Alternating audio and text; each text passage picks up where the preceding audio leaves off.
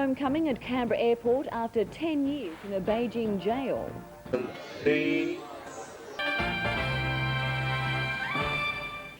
A former Chinese national jailed in China after being accused of spying has made an emotional return to his home in Canberra. Wang Jianping, who's now an Australian citizen, was free 2 weeks ago after spending more than a decade in a Beijing jail. Today he was welcomed home by his elderly mother, who had fought tirelessly for his release. The pain of the past 8.5 years is clear, but today 77-year-old Wang Li was finally waiting to welcome her son home. She fought hard for his release, staging a hunger strike outside federal parliament and writing more than 1,000 letters to the government. I am happy, but 8 years, 7 months, day and night I write. When Wang Jianping arrived in Canberra, it was an emotional reunion. Oh God, I saved my son, come back.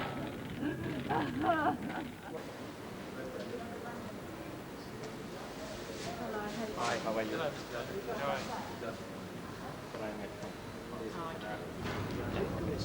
I would like to say, journalists, use their pen, save my son. This is the truth. My lawyer, Ms. Bandret, have done the work few years, and he spent plenty of energy for my son. My son today come back. This is the only reason. This government done nothing, zero and plus.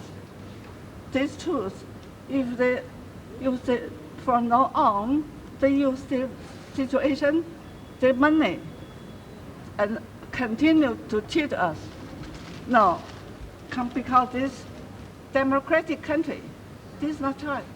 Oh, this democratic country, everyone cheat, but they have power, they cover everything. This is very terrible. My lawyer, Ms. Bandret, knows everything. What do you think the government could have done but didn't do? Now, they're scared to publish. Who's scared to publish? Unjust people scared. I don't scared. But what would you have liked to have seen the government do that it didn't do in this to free your client? What I can say is that Mr. Downer did raise my client's issue with the Chinese government. However, I believe that the Australian government should have put more pressure on the Chinese and also consistently put pressure. They did raise the matter, however, it was during small spells of time. They were active and then they went into some sort of lull, and they didn't consistently put pressure. And I believe maximum pressure was put on the Chinese government. Mr. Wang would have been released much earlier, and there was no requirement for him to spend 8.5 years in jail in China. Just by constantly raising it, you mean that kind of pressure? Just consistently placing pressure at very high level. To what degree can you attribute the release to the recent visit by the President and the Foreign Minister? I cannot comment about that because we were informed by the Chinese government that Mr. Wang will be released on the 7th of November, about 2 months ago. That was well before the Chinese President visited Australia. Do you think it was part of the arrangements for the visit though? I mean, they would have been setting up what they'd be doing. I'm not saying that the Australian government hasn't done anything. They have done work. They did raise the matter with the Chinese. The bottom line is that Mr. Wang had to spend 8.5 years in jail. And furthermore, not a single Australian government diplomat was able to visit Mr. Wang in jail for 8.5 years, and that's not good enough. That's not a good record for the Australian government. Just to clarify, I believe he became an Australian citizen in 1989. It's just arriving in Australia, and I cannot comment on his behalf. I would ask you to respect his desire to be with his mother and have a good rest. As I said, he's tired and he's coming to Australia via Japan. It's a long journey. I don't believe that he will talk to the media today. However, in due course, very soon he will speak to the media, and you can ask all questions from him. But today is not the day for that. The government promised that it would help get Mr Wang back to Australia as soon as possible after his release. What's been the hold-up? He's been out of jail now for more than 2 weeks. Why has it taken so long? That's right. He was released on the 7th of November. However, the Chinese government said that Mr. Wang should satisfy certain very stringent requirements, like having a Chinese passport, a Chinese ID, and a Chinese permanent residence to leave China. And I raised this with Mr. Down, and I said he should intervene personally and speak to his counterpart in China and ensure that Mr. Wang leaves China on some form of a Chinese documentation like an exit permit. And I'm happy to say that Mr. Downer did make very high-level representation. I'm not sure whether he personally intervened or not, but his office, DFA, he did make a very high-level representation. And the Chinese eventually, they released Mr. Wang on a exit permit. And they didn't enforce that very stringent requirement of having a Chinese passport. What I understand is that he was accompanied to the Chinese airport and went through the Chinese immigration yesterday with an exit permit issued by the Chinese government, and then he boarded a commercial aircraft with Australian passport. The 8.5 years that we referred to, that's in two separate... No, that's not two separate. He was first jailed from 1982 to 1986. Where he escaped from jail and he came to Australia, and he was again jailed from 1995 onwards to date until 7th of November. Did you say he actually got onto the aircraft with his Australian passport? That's correct. Showed that to the airline staff, or to who? Who did he show his Australian passport? We had to ask Mr. Wang about that, but I'm quite sure that he did travel on Australian passport. But he left China on a Chinese exit. He left China on a document issued by the Chinese government. And then entered Australia on his Australian passport. Pardon? And entered Australia on his Australian passport. He will be entering Australia. He entered Australia on Australian passport. Is this a new passport issued in Tokyo, or? No, he had a valid passport, and it's valid for another 3 months. So there was no requirement to issue a new passport. Just quickly, what were the conditions like that he endured in jail? He's now a sick man. What did he go through? Again, I would ask you to ask Mr. Wang about these questions. I cannot comment on behalf. I understand that he underwent very harsh conditions in China. According to Amnesty International, he has to sleep on a concrete floor in the first few years of his jail sentence during the very harsh Beijing winter. Furthermore, I understand that he was in solitary confinement. He was denied of any newspapers or listen to the radio, and he didn't get any fresh food, as far as I'm aware of. But again, Mr. Wang will confirm all this. That was in the first year after his re-arrest in 95. That's correct, yes. I think things started to improve gradually, and last year things improved significantly after we made a lot of pressure on the Australian government as well as directly on the Chinese government, and he was subsequently changed from the maximum Beijing number 2 jail to a lesser security jail in Beijing, and he had more access visits, and I think he had more time to exercise, as well as he had better food than the Beijing number 2 jail. How much responsibility do you think the Australian government bears for what he's gone through, and how much blame do you attach to ASIO? Again, what happened in 1982, 1983 period, between myself and the Australian diplomat, I cannot comment. Mr. Wang is the best person to talk about those things. What dealings he may have had with the Australian diplomat, I'm not going to comment at this moment. Why did he go back to China in 1995? He went back to China to do business. He was doing an import-export business between Australia and China. And between 1993 and 1995, he went to China 8 times.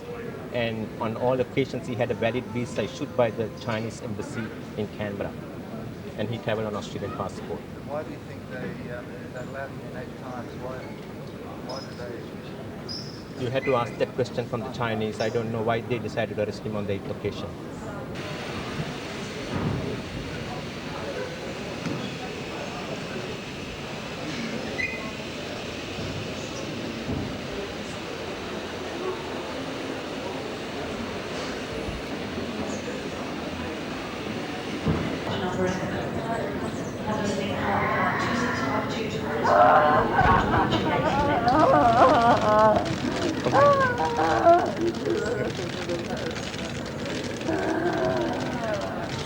Hello, everybody. Welcome back. Oh God, save my son, come back. Welcome back. Right. Thank you very much.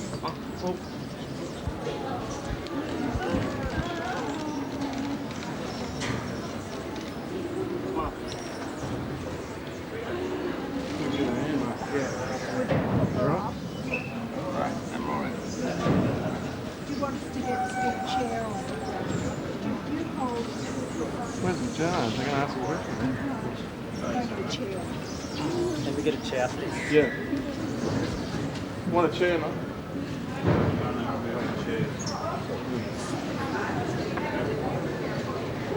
Oh, I can't move the chair. No.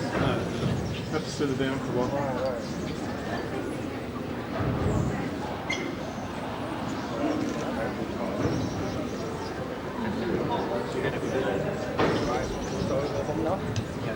We don't have to speak to them. No. I will take a short clip and then we can check the right. We don't have to speak to them.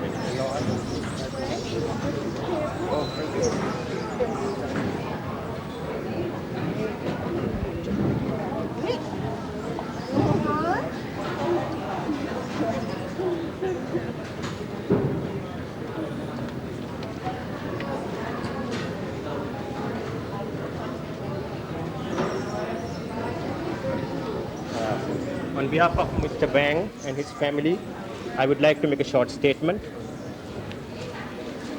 My client has just arrived in Canberra after spending 8.5 years in a Beijing jail. He was jailed in China from 1982 to 1986, thereafter again from 1995 to November 2003. My client was originally scheduled to be released in late 2005 or early 2006. China reduced its sentence gradually and finally released him on 7th November 2000, about 2 years premature of his sentence. I can say that there was a lot of pressure put on the Chinese government to release my client. On behalf of my client, as his legal representative, I was instructed to exert pressure both on the Australian and Chinese governments. I'm very happy that the hard work put into by myself and others such as Amnesty International and the Catholic Church has reaped benefits. I can say that today is a very happy day because we were able to witness Mr. Wang finally reuniting to his most loved city, Canberra, and reuniting with his mother. It is very emotional to see Mrs. Lee Wang embracing and hugging her son. And I believe it was a very emotional moment for all of us. Mr. Wang will start leading a normal life from today. I have worked in this case for 3 years, and I believe today I have seen the light at the end of the tunnel. My client wants me to inform you that he is quite tired today and does not wish to speak to the media much. He has had a long journey from China via Japan. Since my client's release from jail on 7th November 2003, he has been in quite a bit of agony because the Chinese authorities required him to satisfy very stringent requirements to leave China. My client finally managed to overcome all those problems and arrive in Canberra today. And he wants to thank the Canberra public who have shown sympathy and support to him whilst he was in jail in the last 8.5 years. He states that the Canberra public, especially the Catholic Church, has supported his mother, Mrs. Lee Wang, who is a 77-year-old cancer survivor and a Canberra resident for the past 12 years. My client states that he also wants to thank the media for highlighting his most pathetic case, which may also have assisted his early release from jail. My client has stated to me that he will face the media very soon and answer your questions. He will do this within the next few days by way of a media conference. However, today my client is unable to talk to you, and I hope you will respect his wishes and you will not disturb him. On behalf of my client and Mrs. Wang, I thank you very much.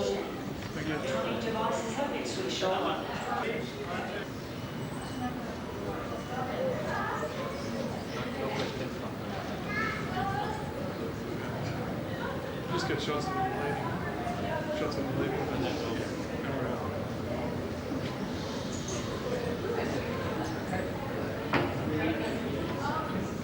Thank you very much.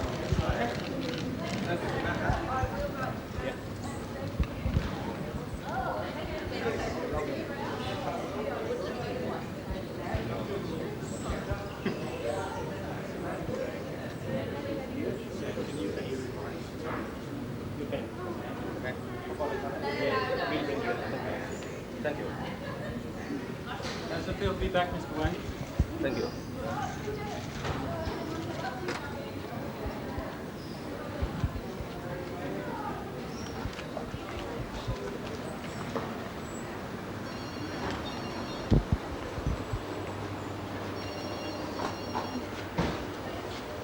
Mr. Wang, straight up here for Texas. Thank you. Who was a Chinese national, accused of passing secret information to an Australian diplomat. He escaped prison in 1986 and fled to Australia, where he was granted citizenship. But he was rearrested when he returned to China on a business trip in 1995. The Australian government has been accused of not doing enough to secure his release. Not a single Australian government diplomat was able to visit Mr. Wang in jail for 8.5 years, and that's not good enough. The government invested a great deal of time and effort to get Wang Jianping released, and I'm delighted that he's been released. Wang Li says she... For all of its things, but they implemented one of the most wide-ranging reform agendas in the nation's history.